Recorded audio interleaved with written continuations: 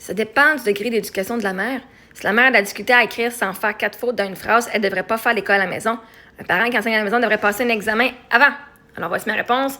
L'affaire, c'est que l'école est plus que la grammaire. Si tu es trop calme pour comprendre cela, l'école publique te fait un bon lavage de cerveau. L'école, c'est pas juste de la grammaire. La grammaire est une composante du français. Même un examen du gouvernement, un examen du ministère, tu pourrais échouer toute ta grammaire. Si tu as bien compris la tâche, elle a écrit un article au lieu d'écrire un compte, tu viens de perdre un autre 20% là, parce qu'il y a 5 composantes. Est-ce que tu as compris la tâche? La grammaire, la structure des phrases, structure du texte. Est-ce que tu as écrit la façon intro ou développement? Non? Après ça, tu vas passer plus si tu as développé tes idées vraiment beaucoup, ou au minimum, tu vas passer parce que tu as au moins développé tes idées au minimum. OK? Si vous ne catchez pas comment les choses sont évaluées, voyez-vous pourquoi est-ce que vous avez de la misère à comprendre? Parce qu'un parent peut ne pas savoir écrire et sans faire 4 fautes dans une phrase, ça n'a pas d'importance. Cette personne-là peut être capable de raisonner. Parce qu'en sciences et en mathématiques, c'est du raisonnement. En sciences, c'est la curiosité. On va faire, il y a un problème, on émet une hypothèse. On va faire la démarche. On va vérifier notre hypothèse, puis on va émettre nos conclusions. Tu n'as pas besoin de savoir comment écrire, comme du monde.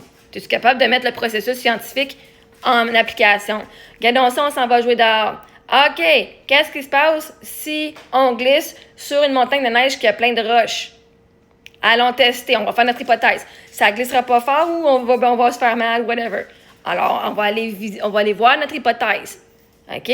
Regardons ça, quand on glisse, ça fait mal parce que ça fait puis on tombe. OK, maintenant, qu'est-ce qu'on peut faire pour améliorer la situation pour qu'on ait une glissade qui glisse mieux?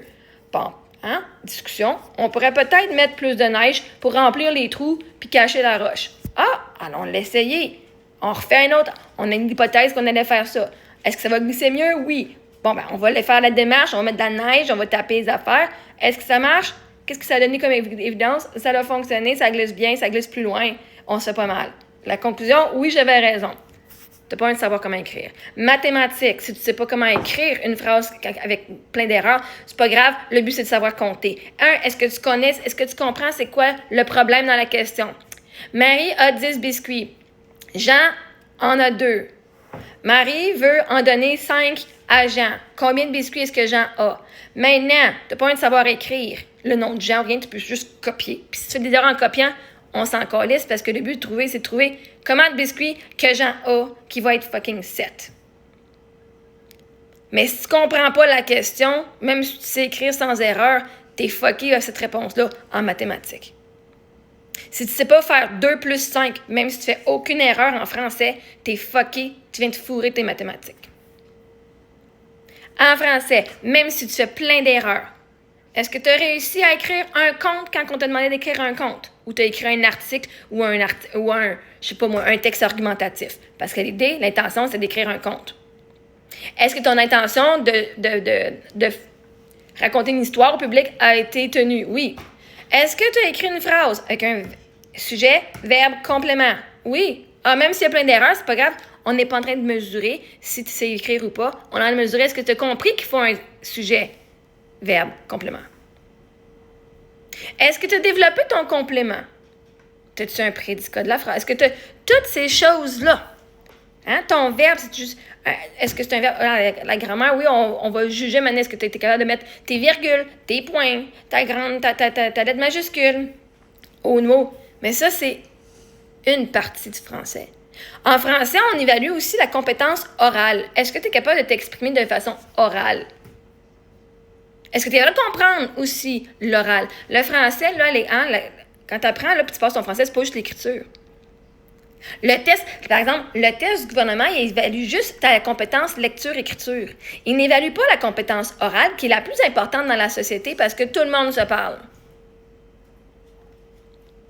Il va voir est-ce que tu es capable de faire une argumentation, genre en secondaire 5, sur papier, ou de vérifier est-ce que tu es capable de faire une argumentation en débat, genre sur scène, devant un groupe.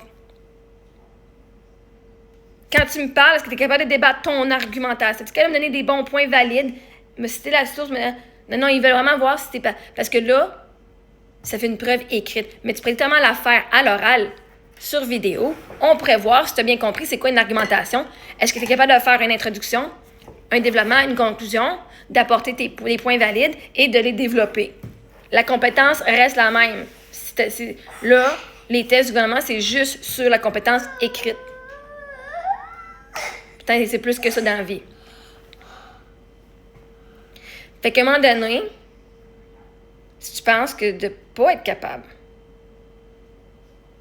d'écrire plus que 4 lettres veut dire que tu peux pas enseigner à tes enfants, mais que tu es un fucking comptable, oui, tu peux.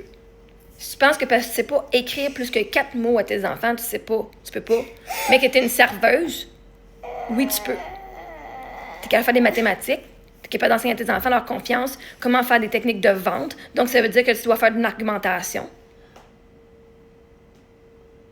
Ensuite, tu peux faire des horaires, compter ton pourboire, le pourcentage, c'est plein de mathématiques là-dedans. Côté sociabilité. Je veux dire, si tu penses que la seule chose... Si vous pensez que tous les profs ont passé leur test de français, hey, c'est quoi? Si tu vas au Québec pour devenir enseignante, il faut que tu passes ton test de français. À 60%, tu passes. Il faut passer à 60%. C'est-à-dire même peut-être ton prof de français peut, à l'école, peut ne pas savoir écrire plus que 60%. Fait que si vous pensez que c'est ça qui fait que quelqu'un est qualifié pour enseigner, non. Est-ce qu'il est capable d'écouter les enfants? Est-ce que ton prof est capable d'enseigner aux enfants ce qu'ils ont besoin d'apprendre? Parce que tu pourrais savoir ne pas écrire. Tu pourrais savoir écrire sans faute. Mais si l'enfant il dit « Moi, je comprends pas » puis t'es pas capable d'expliquer, tu vas pogner une heure parce qu'il comprend pas. Ben, t'es pas très un bon professeur, hein? L'écriture ne vient pas changer ta compétence à enseigner une matière que tu connais. Tu peux être très bonne, mais ne pas savoir l'enseigner. Ou de trouver des ressources pour que l'enfant soit capable d'apprendre.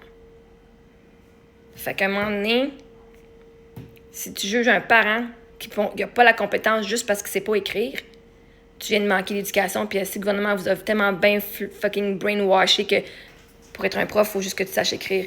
Même les profs font des erreurs, puis quand les élèves leur disent, les profs pognent les nerfs, puis disent « Arrête là ». Ils se sentent humiliés. Bon, ben, parce que des erreurs, ça l'arrive. Même les profs en font. Fait que c'est trop cave pour catcher ça. Peut-être que toi, justement, tu fais une bonne affaire avec tes enfants à l'école parce que toi, tu leur enseignerais pas la bonne affaire. Tu verrais pas toutes les progressions que tes enfants font parce que tu verrais des erreurs.